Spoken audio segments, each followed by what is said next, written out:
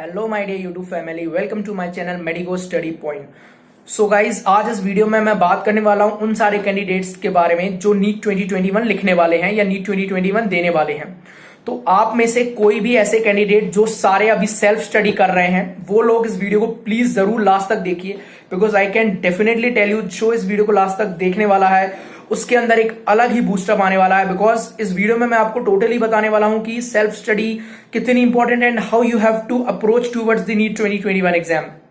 मैंने कैसे अपनी प्रिपरेशन टाइम अप्रोच किया था and what other stop I used to do, तो वो सारी चीजें आज हम इस वीडियो में डिस्कस करने वाले हैं विद एवरी डिटेल। तो अगर आप में से कोई चैनल पे नया है तो प्लीज चैनल को सब्सक्राइब कर लीजिएगा, बेल आइकन को प्रेस कर दीजिएगा, बिकॉज इस चैनल पे आपको नीट से रिलेटेड हर एक अपडेट मिलती रहेगी। Let's start the video guys. तो बात करते हैं कि गाइज सेल्फ स्टडी जो भी अगर आप में से कोई कर रहा है, तो हम सबसे पहले बात करते हैं कि ऐसे बहुत सारे बच्चे हैं ड्यू टू कोविड पेंडेमिक, इस कोरोना की वजह से उन्होंने कोचिंग इंस्टीट्यूट ज्वाइन नहीं किए हैं, या बहुत सारे बच्चे ऐसे हैं जो कोचिंग अफोर्ड नहीं कर सकते हैं, वो लोग सेल्फ स्टडी ही कर रहे हैं। तो गाइज अगर सेल्फ स्टडी आप कर रहे हो तो इट डजंट मीन आपको ऐसा नहीं लगना चाहिए कि नहीं यार सेल्फ स्टडी से तो नीट क्लियर नहीं हो सकता है, बिकॉज बहुत सारे ऐसे बच्चे हैं जिन्होंने सेल्फ स्टडी से भी 600 प्लस स्कोर किया है एंड आप भी उनमें से एक हो सकते हो अगर आप उस सेल्फ स्टडी को एक सही डायरेक्शन में और सही तरीके से करते हो। तो वो सारी चीजें मैं आपको इस वीडियो में बताऊंगा कि कैसे आपको सेल्फ स्टडी में अप्रोच करना है, कैसे आपको नीट 2021 की एग्जाम की तरफ बढ़ना है। हम तीनों सेक्शंस के बारे में बात करेंगे, बायोलॉजी, फिजिक्स, केमिस्ट्री को अलग अलग तरीके से बात करने वाले हैं कि कैसे कैसे सेल्फ स्टडी आपको करना है। Let's start it. तो अगर हम सबसे पहले बात करें गाइस कि देखो, अगर हम बायोलॉजी की बात करें, अगर आप बायोलॉजी में सेल्फ स्टडी कर रहे हो तो सेल्फ स्टडी का पैटर्न होना चाहिए। फॉर एन एग्जांपल, अगर आपने पहला चैप्टर पढ़ा है, सपोज लिविंग वर्ल्ड आपने पढ़ा, या फिर आपने मॉर्फोलॉजी पढ़ा या एनाटॉमी पढ़ा, आपको पता है मॉर्फोलॉजी और एनाटॉमी ऑफ फ्लावरिंग प्लांट्स बहुत एक लार्ज टॉपिक है और एक लार्ज वेटेज वाला टॉपिक है, जिसमें कि नीट से इजिली आपके 5 से 6 क्वेश्चन तो हर ईयर आते ही आते हैं। That is the minimum question जो कि मैं आपको बता रहा हूं। और ये टॉपिक्स थोड़े टफ भी पड़ते हैं स्टूडेंट्स को लर्न करने में, बिकॉज बहुत सारे एग्जाम्पल्स होते हैं, बहुत सारी कुछ कॉन्सेप्चुअल चीजें भी होती हैं जो हमें याद रखनी पड़ती हैं। तो इनकी सेल्फ स्टडी के टॉपिक्स की हम बात करें तो इनमें से हमको बेसिकली कैसे बढ़ना है, सबसे पहले तो हमारे पास लास्ट ईयर के 10 साल के पेपर्स होने चाहिए आपके पास नीट के।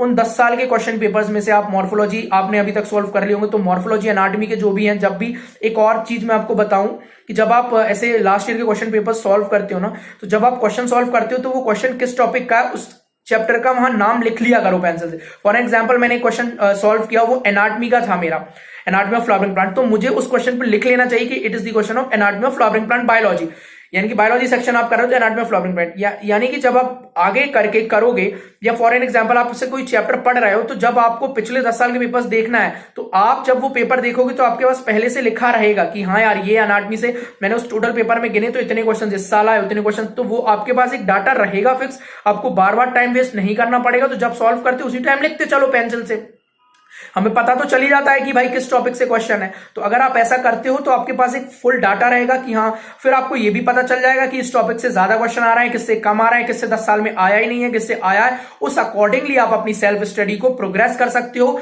किस में आपको ज्यादा टाइम देना है, किस टॉपिक को कम टाइम देना है। और ये बेस्ट और 100% अप्रूव्ड मेथड है गाइस ऐसे करने का। इससे आपका डेफिनेटली जो आपके मार्क्स हैं वो तो इंक्रीज होने ही होने वाले हैं, आपका कॉन्फिडेंस भी बूस्ट अप होगा, आपको पता चलेगा कि कौन से टॉपिक इंपॉर्टेंट, फिर आपको इधर उधर नहीं भटकना पड़ेगा, पूछना नहीं पड़ेगा कि भाई ये टॉपिक छोड़ दूं ये पढ़ूं। फिर आप खुद एनालाइज कर सकते हो कि हाँ मैं ये टॉपिक पढ़ सकता हूं या इस टॉपिक को छोड़ना चाहिए या इसमें टाइम देना चाहिए। तो it is all for all your benefit guys. तो प्लीज आप ऐसा करके करिए। उसके बाद आते हैं एनसीईआरटी के ऊपर। तो एनसीईआरटी को आपको लाइन वाइज लाइन पढ़ना है, वर्ड बाय वर्ड पढ़ना है, पिक्चर्स पे पूरा ध्यान रखना है, बिकॉज आजकल के क्वेश्चंस पिक्चोरल ज्यादा रहते हैं, पिक्चर्स देते हैं, वो क्वेश्चंस पूछते हैं बहुत, और ये सबसे ज्यादा सिंपल और स्कोरिंग होते हैं, बिकॉज अगर आपके माइंड में पिक्चर है तो आप इजीली उसको टिक करके आगे निकल लेते हो एंड वो गलत होने के कोई चांस होते ही नहीं है उसमें।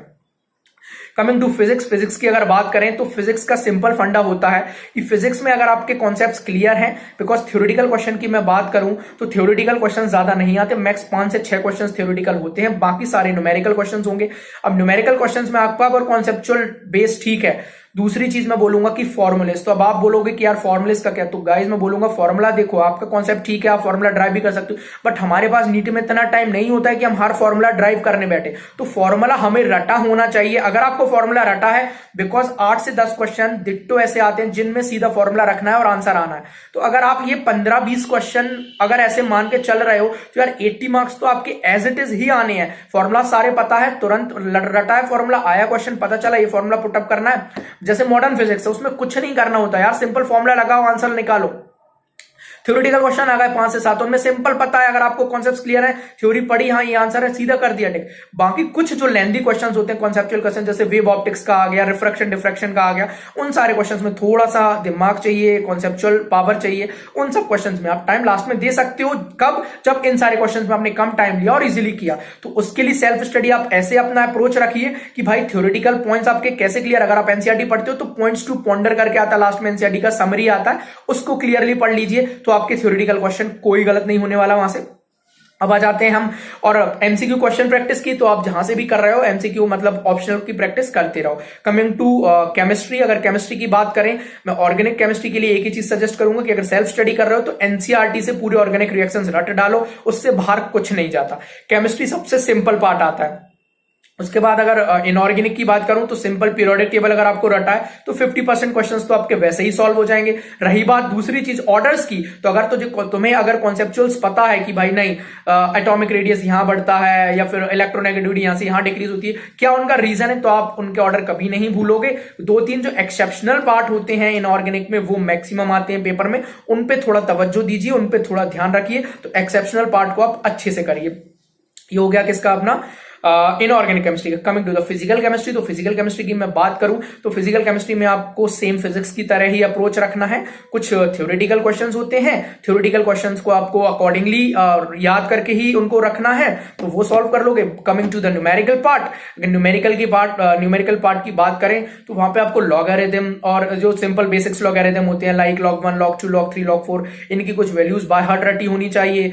और उसके बाद आपको बहुत सारी जो ट्रिग्नोमेट्रिक फंक्शंस होते हैं उनकी वैल्यूज आपको रटी होनी चाहिए।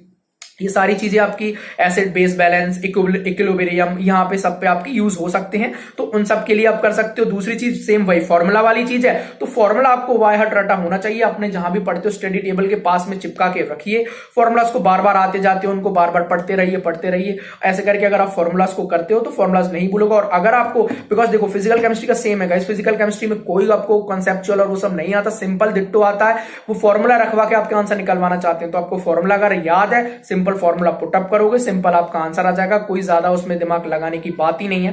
बस यही होता है, थोड़ा सा जो आपका आयनिक इक्विलिब्रियम है उसमें वो पार्ट थोड़ा सा डिफिकल्ट पड़ता है। उस पार्ट को अगर आप प्रैक्टिस ज्यादा करोगे तो वो भी लीनियंटली हो जाता है। तो ये सारी आपकी स्टडी अप्रोच हुई गाइस, जो सेल्फ स्टडी कर रहे हैं उन सब बच्चों के लिए। तो मेरी बेस्ट विशेस आप लोगों के साथ है। आप लोग बिल्कुल भी ऐसा ना सोचे कि नहीं सेल्फ स्टडी से कुछ नहीं होने वाला है guys, because at the main अगर मैं बात कहूं, जो कोचिंग इंस्टीट्यूट भी चाहते हैं उनको भी लास्ट में सेल्फ स्टडी ही करना पड़ता है। तो अगर main to use self study only, जितना ज्यादा सेल्फ स्टडी आप कर रहे हो उतना बेनिफिट आपके लिए होने वाला है। तो self study please and please आप बिल्कुल फुल 100% कॉन्फिडेंट होकर करिए। आपका सिलेक्शन कोई नहीं रोक सकता अगर आप इस अप्रोच को फॉलो करते हो, अपने आप में 100% कॉन्फिडेंट रहते हो। और अगर आपने मन में ठान लिए कि नहीं यार मुझे तो नीट 2021 क्लियर करना है, then nobody can stop you. कोई नहीं रोक सकता आपको एक डॉक्टर बनने से। तो please just follow your instincts and do your best and do the hard work, because अब ज्यादा टाइम बचा नहीं है आपके नीट में। नीट की जो एक्सपेक्टेड डेट्स हैं वो भी कुछ ऐसे बता रहे हैं कि मई में नहीं अगले उसमें होगा, बट जैसे ही ऑफिशियल डेट अनाउंस होती है मैं आपको अपडेट कर दूंगा, तो उसकी आप टेंशन मत करिए। नीट से रिलेटेड जो भी अपडेट आती रहेगी वो टाइम टू टाइम मैं आपको अपडेट करता रहूंगा। तो आप लोग बस चैनल को सब्सक्राइब कर लीजिएगा, बेल आइकन को प्रेस कर लीजिएगा, जिससे कि हर एक अपडेट आपको मिलती रहेगी। जो भी अगर आप बेल आइकन प्रेस करते हो तो मैं जब भी वीडियो अपलोड करता हूं आपके पास नोटिफिकेशन आ जाएगा। तो गाइज वीडियो अगर अच्छी लगी है, पसंद आई है तो प्लीज लाइक कर दीजिएगा, बेल आइकन को प्रेस कर दीजिएगा। एंड अगर आप लोग चैनल पे नए हो तो प्लीज चैनल को सब्सक्राइब कर लीजिएगा। अनअकैडमी में एक बहुत अच्छा कॉम्बैट चल रहा है। अगर आप नीट पीजी एस्पिरेंट हो तो प्लीज आप लोग अनअकैडमी को जाके डाउनलोड कर सकते हो। मेरा कोड यूज कर सकते हो विकास111, उस कोड से आपको 10% ऑफ मिल जाएगा और आप लोग इजीली अनअकैडमी की सारी जितनी फैसिलिटीज उनको अवेल कर सकते हो। तो thank you guys, thank you for watching this video. और अगर आप लोग वीडियो पर इस चैनल पर नए हो तो प्लीज चैनल को सब्सक्राइब करना और बेल आइकन को प्रेस करना ना भूलें, बिकॉज इस चैनल पे आपको नीट से रिलेटेड तो मिलेंगी ही मिलेंगी वीडियो। मैं कुछ डिजीजेस के बारे में भी डालता रहता हूं, जो बहुत कॉमन डिजीजेस हैं उनके बारे में इन्फॉर्मेशन आपको मिल जाएगी। दूसरी चीज, मैं एमबीबीएस जनरली से रिलेटेड भी अपना एक्सपीरियंस शेयर करता रहता हूँ, लाइक एमबीबीएस में कैसे पढ़ना है, क्या क्या होता है, क्या क्या नहीं होता, एग्जाम पैटर्न कैसे होते हैं, सिलेबस क्या होता है, बुक्स कौन सी पढ़ना है, एवरीथिंग जो भी आपके अंदर डाउट्स आते हैं, आप वो सारे डाउट्स से रिलेटेड आपको वीडियोस इस चैनल पे मिलेंगी। अगर फिर भी आपके अंदर कुछ ऐसे हैं जो चीज आप जानना चाहते हो तो मुझे कमेंट सेक्शन में जरूर बताइएगा, मैं उन टॉपिक्स के ऊपर भी जरूर वीडियो बनाऊंगा। तो thank you guys, I hope so इस वीडियो में मैंने आपको बता दिया है जितना भी मुझे बताना था. So thank you for listening and tolerating me for such a long time. So bye bye guys, take care, मिलते हैं अगली वीडियो में.